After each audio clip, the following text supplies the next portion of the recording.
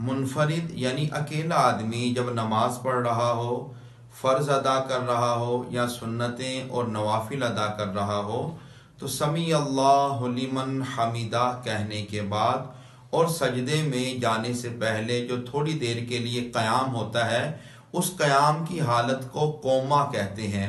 और उस वक़्त आप रब्बाना लकल हम्द ये भी कह सकते हैं, रब्बाना वलकल हम्द ये भी कह सकते हैं, और अल्लाहुम्मा रब्बाना वलकल हम्द इन अल्फाज को भी अदा कर सकते हैं।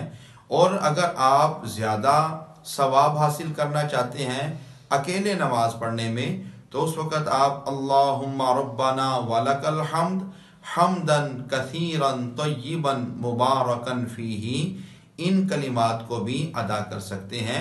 इसका ये मतलब नहीं, ये हदीस पाक के अंदर ना मुख्तलिफ ये अल्फाज आए हैं। अब अगर कोई आदमी इस वीडियो को देखे सुनेगा या उसने कोई और वीडियो देखी हो और वो परेशान हो जाए, भी मैं तो सारी ज़िंदगी रब्बाना लकल हम्द कहता रहा, तो क्या वो खिलाफ सुन्नत था या उसका सवाब नहीं था? तो ये बात ज़हन नशीन रखिएगा कि रब्बाना लकल हम्द ये भी दुरुस्त है, बिल्कुल दुरुस्त है, सुन्नत के मुताबिक है। रब्बाना वलकल हम्द भी दुरुस्त है, अल्लाहुम्मा रब्बाना वलकल हम्द ये भी दुरुस्त है। कोई कलिमा भी इनमें खिलाफ सुन्नत नहीं।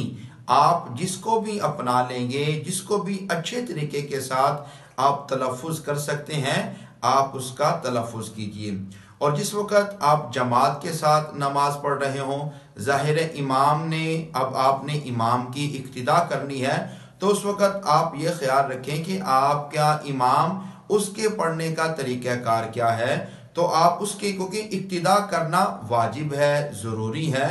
तो ये ना हो कि इमाम सजदे में चला जाए और अभी आप जो है ना वो रब्बाना लकल हम्द हम्दन कसीरन तय्यिबन मुबारकन फ़ीही इन कलिमात को कहते रहें। अगर आप चाहते हैं कि आपने ये कलिमात कहने हैं, तो आप सुन्नतों में, नवाफिल में या जब अकेले नमाज पढ़ें तो आप इनको भरपूर तरीके के साथ पढ़ सकते हैं। अल्लाह ताला हमें अमल की तौफीक अता फरमाए।